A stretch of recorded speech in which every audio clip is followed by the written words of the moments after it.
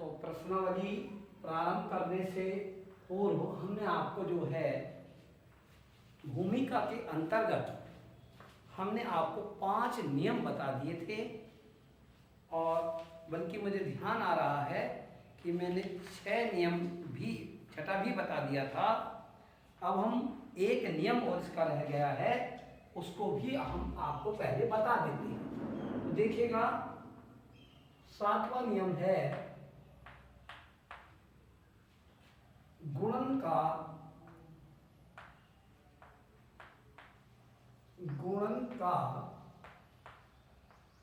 घटाने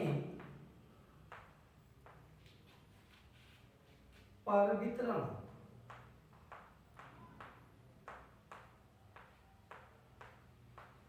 गुणन का घटाने पर वितरण। तो देखिएगा, इसको समझने से पहले थोड़ी जानकारी कर लें। पूर्ण संख्याएं 4, 8 और 5 को लीजिए। किसे किसे लेंगे? 4, 8 और 5 को हमने संख्याओं को ले लिया। वो कहता है कि दिखाना है आपको कि पहली संख्या यानी कि 4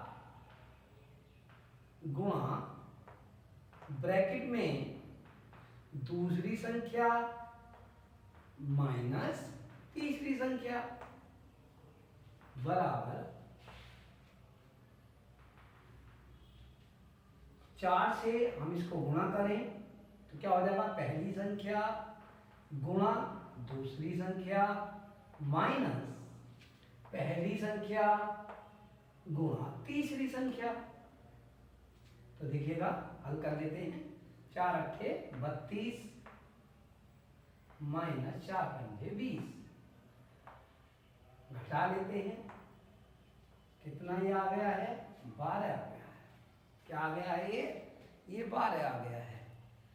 तो हम देखते हैं गुणन का घटाने का वितरण नियम इस पर लागू हो रहा है। गुणन का घटाने का वितरण का नियम इस पर क्या हो रहा है? लागू हो रहा है। लेकिन लागू होने के लिए जो नियम हमारे सामने आता है, जिसको हम आपको केवल सूत्र रूप में याद रखना है कि यदि हम 3 संख्याएं ले लें, A, B और C संख्याएं ले लें, तो A bracket B minus C बराबर A गुणा B प्लस A गुणा C। इस रूप में हम इसको जानने का प्रयास करेंगे। ठीक? तो देखिएगा, गुणन का घटाने का वितरण नियम जो है वो इस पर लागू हो रहा है। ये माइनस आएगा, सॉरी। चलिएगा, तो अब हम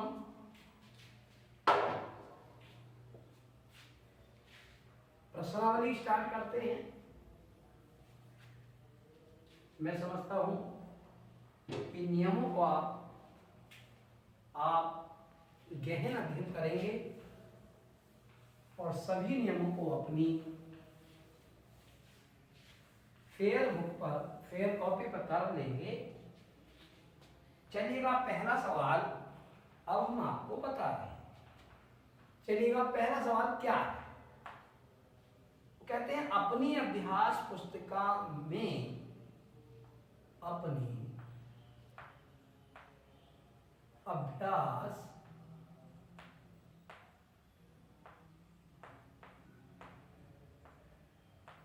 पुस्तिका में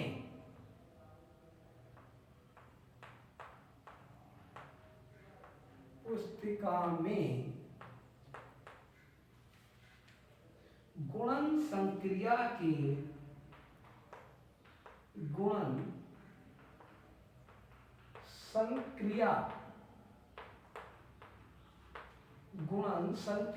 के प्रगुणों के आधार पर प्रगुणों के आधार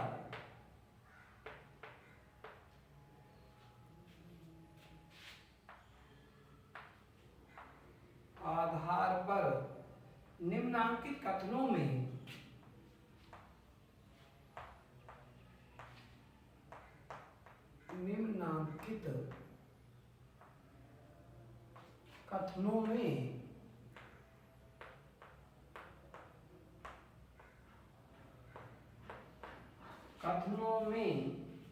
रिक्त स्थानों की पूर्ति कीजिए। रिक्त स्थानों की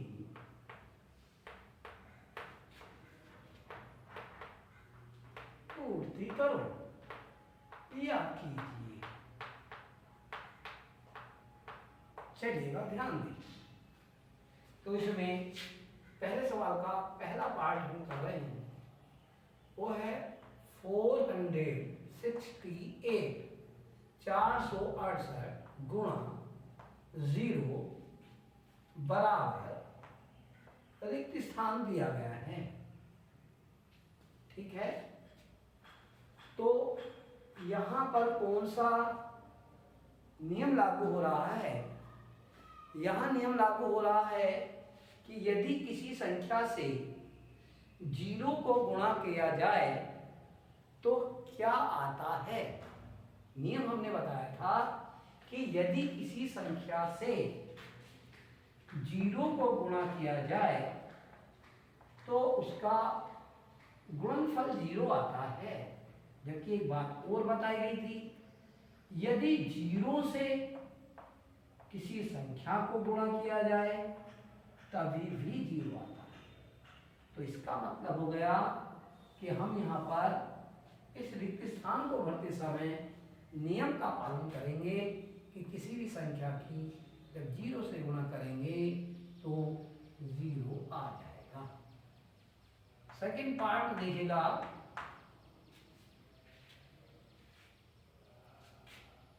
8,976 गुणा 5,432 बराबर 5,432 गुणा, यहां उसने रिक्त स्थान दे दिया है। तो जरा ध्यान देंगे, यहां पर अभी अभी हमने आपको एक नियम अभी बाद में बताया था, परंतु हमने एक नियम बीच में भी बताया था। हमने क्या कहा था कि मान लीजिएगा हम लिखते हैं 2 गुणा 3 बराबर कितना आएगा 6। यदि इनके स्थान बदल दें, 3 गुणा 2 बराबर क्या आएगा 6। तो जब हम इसको लिखेंगे तो 2 गुणा 3 बराबर 3 गुणा रिक्त स्थान, ये सवाल हमने बना दिया। तो ये इसके बराबर है, तो यहाँ हम 2 गुणा 3 है, स्थान बदल रहे हैं, तो यहाँ 3 गुणा यहाँ क्या आएगा, आपका आंसर आ चुका है 2 आएगा। ठीक इसी ही प्रकार यहाँ भी ध्यान देंगे, 8,976 गुणा 5,432 बराबर 5,432, यानी कि गुणा में क्रम बदला गया है, क्रम संख्याओं को पलट दिया गया है। यानी कि संख्याओं क्रम अगर हम पलट दें संख्याओं को तब भी मान पर कोई प्रभाव नहीं पड़ता, चूंकि इक्वल टू का निशान लगा है तो इन्हीं 2 संख्याओं का यहाँ प्रयोग किया जाना है। तो यहाँ 5,432 आ चुका है, इसका मतलब ये संख्या यहाँ पर आएगी। तो 8,976 समझ पा रहे हैं, इसमें कहीं भी कोई शक नहीं है। आप देख रहे होंगे कि हमने आपको जो भूमिका जन्माई थी, जो नियम बताए थे, आप प्रश्नावली करने से पूर्व भी एक बार उस वीडियो को अवश्य देखेंगे, फिर दोबारा इन अभ्यास करेंगे तो आपको बेहतर प्रश्न समझ में आएंगे। फिर भी आप देखिएगा, पहले प्रश्न का तीसरा पार्ट अब हम बता रहे हैं, ध्यान दें। 8,973 गुणा ए बराबर, खाली स्थान दे दिया गया है। तो देखिएगा बच्चों, यहाँ समझने की जरूरत है। हमने जब वो नियम पढ़ाए थे आपको, तो आपको हमने बताया था कि किसी भी संख्या की यदि 1 से गुणा कर दी जाए, किसी भी संख्या की यदि 1 से गुणा कर दी जाए, किसी भी संख्या की यदि हम 1 से गुणा कर दें, 1 से गुणा कर दें, किसी भी संख्या की यदि हम 1 से गुणा कर दें, मान लीजिएगा हमने 5 की 1 से गुणा कर दी, तो क्या आएगा? वही संख्या आएगी जिससे 1 की गुणा की गई है। जैसे और हम एक उदाहरण ले लेते हैं, 12 की गुणा अगर हम 1 से करें तभी भी 12 ही आएगा। तो चाहे कितनी भी बड़ी संख्या से हम गुणा कर दें, 100 से भी अगर 1 की गुणा कर दें तब भी 100 ही आएगा। तो हमने आपको ये नियम आपको बताया था। तो अब आप जरा ध्यान देंगे, तो इस नियम का अगर हम यहाँ पर पालन करें तो हम ये पाते हैं, ये संख्या कितनी भी बड़ी हो, उसकी जब हम 1 से गुणा कर रहे हैं तो वही संख्या आएगी। यानी कि क्या आएगा यहाँ पर? 8,973। ठीक है। अब आप जरा ध्यान दीजिएगा कि पहले सवाल के हमने आपको सारे पार्ट समझा दिए हैं। अब हम क्वेश्चन नंबर अब आपको 2 कराएंगे।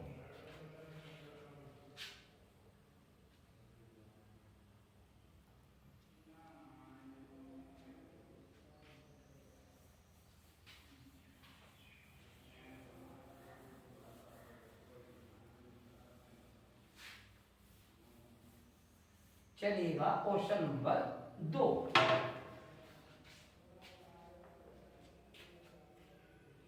क्वेश्चन नंबर 2 क्या है, पहले उसको देख लेते हैं।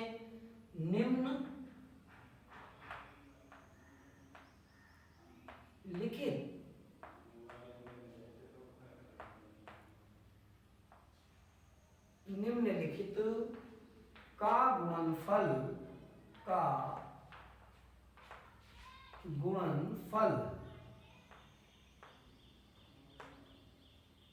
निम्नलिखित का गुणनफल उचित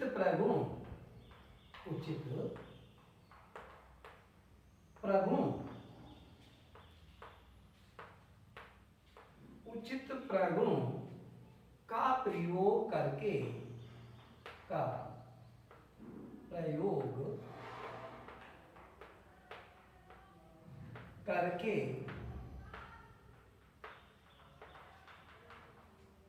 ज्ञात कीजिए।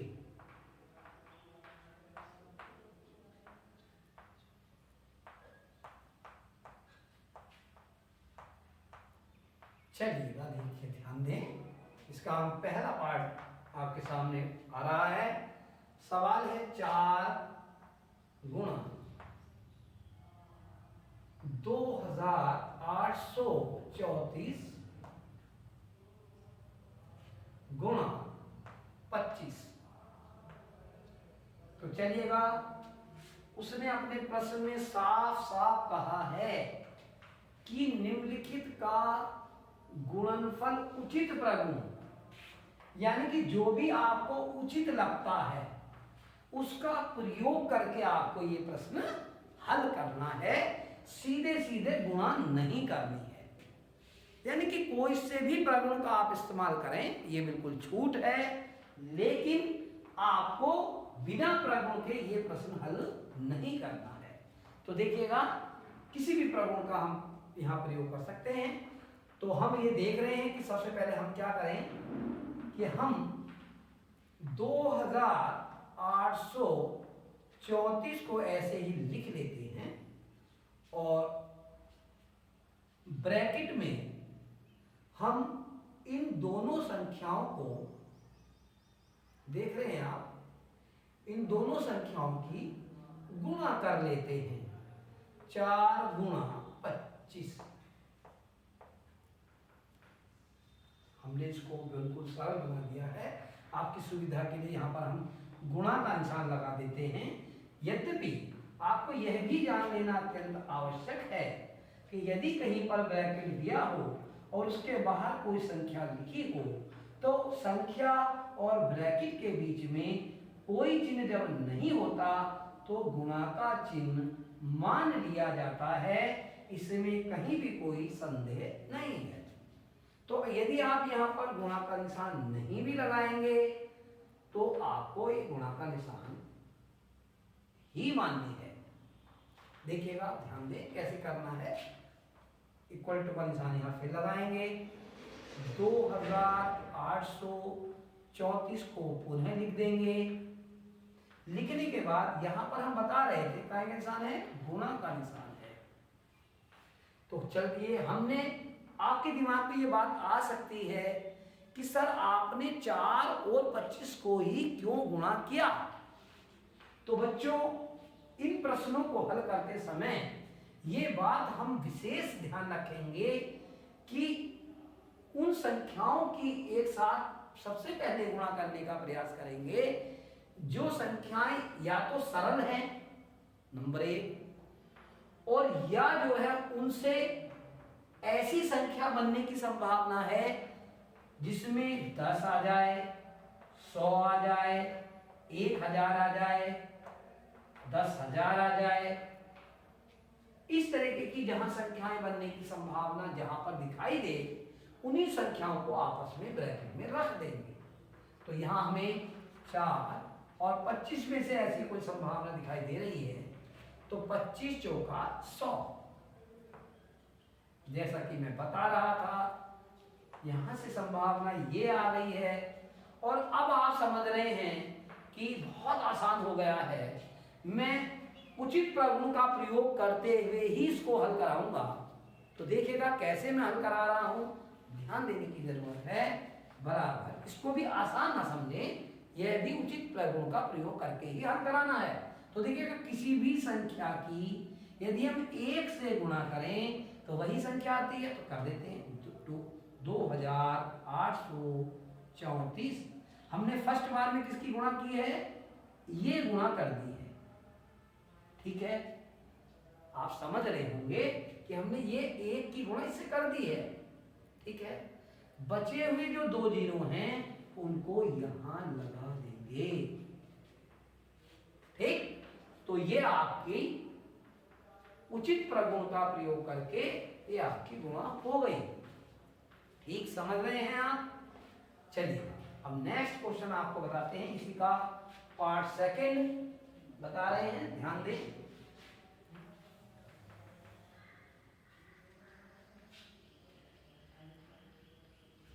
पार्ट सेकंड क्या है तो यहां बता रहे हैं, ध्यान देने की आवश्यकता है। 5 गुणा 658 गुणा 80। अब आप बिल्कुल समझ गए होंगे कि किन संख्याओं को पहले हमें ब्रैकेट में गुणा में लिखना है और किस संख्या को बाहर लिखना है। तो देखिएगा, बराबर 658 को हम बाहर लाते हैं, इन बची हुई संख्याओं को दोनों को गुणा में लिख देते हैं। चलिएगा, लिख रहे हैं 5 गुणा 80। देखिएगा कैसे करेंगे, 658 को हम ऐसे ही लिख देते हैं, फिर यहाँ पे कोई निशान नहीं होगा तो इसको गुणा में लिखते हैं। अब हम यहाँ पर जो है 5 की 80 से गुणा कर लेते हैं। 5 0 0 और 5 अट्ठे 40। तो ये हमारा जो है संख्या आ गई है। अब ये आप समझ रहे हैं कि ये बहुत आसान है। जैसे आप यहाँ ध्यान दीजिएगा, अब मैं आपको 5 गुणा 100, तो 5 की अगर हम 1 से गुणा करके 2 जीरो लगा दें तो बहुत आसानी से गुणा हो जाती है। जैसे मान लीजिएगा 23 गुणा 40, तो हम क्या करें, 23 की 4 से गुणा कर दें, 4 तिया 12 का 2 हासिल लगा 1, 50 दुनिया 8 रहे 9, और ये जीरो आप यहाँ लगा देते हैं, तो कितनी आसानी से गुणा हो जाती है। ठीक है, तो प्रगुणों का जब जितना हम ज्यादा प्रयोग करेंगे उतना हम आसानी से गणित को समझ पाएंगे। तो देखिएगा, ध्यान दें, तो यहाँ पर हमें क्या करना है अब आप समझ गए हैं। सबसे पहले हम ये गुणा कर लेते हैं, 4 अट्ठे 32 का 2 हासिल लगे 3, 4 पंजे 20 और 3 23 का 3 हासिल लगे 2, और 4 6 24 और 2 26। अब आप बिल्कुल मेरे कहने से पहले बोल रहे होंगे यहाँ क्या आने वाला है, बचे हुए 2 जीरो। ठीक, अब आपको इसका हम तीसरा पार्ट करा रहे हैं। देखिएगा तीसरा पार्ट क्या है इसका, इसको भी समझ लेते हैं। ब्लैक बोर्ड को बाद में साफ कर लेंगे जिससे कि तीनों सवाल एक साथ आपके सामने आ जाएं। 25 गुणा 4837 गुणा 40। आप बिल्कुल, मैं समझ पा रहा हूं कि आप मुझसे पहले तैयार हैं। क्या करेंगे आपने अगर कापी और पेन लेकर के आप बैठे हैं तो आप क्या कर रहे हैं, आप कर चुके हैं, ये संख्या पहले ला चुके हैं 4837। आप ब्रैकेट भी लगा चुके होंगे। 25 गुणा क्या लिख रहे हैं, 40। चलिएगा कितना सरल है, इसको उतार लेते हैं। 4837, कोई यहाँ चिन्ह नहीं है ब्रैकेट और संख्या के बीच में, तो गुणा का निशान आ जाएगा। अब क्या करेंगे, हम इन दोनों की गुणा करेंगे। 25 चौका 100, और ये जीरो हम यहां पर लाएंगे। कितना आसान है अगर नियमों का प्रयोग किया जाए तो। अब हम क्या करेंगे, पहले इसकी गुणा करेंगे, किसी भी संख्या की 1 से गुणा करेंगे तो वही संख्या आती है, 4837 आ गया। जीरो को इसके पास ले आएंगे। बहुत आसानी से हम समझ पा रहे हैं और सभी बच्चे जो हैं ये आप जान गए हैं। तीनों प्रश्न आपकी स्क्रीन पे एक साथ हैं। कैसे हमने किन संख्याओं का चयन किया है ये जानना आपके लिए आवश्यक है। जितना आप अभ्यास करेंगे, आप इसको गणित अभ्यास का ही के बिना कुछ नहीं है। तो चलिएगा, अब हम इसी प्रश्नावली का क्वेश्चन नंबर 3 कर रहे हैं।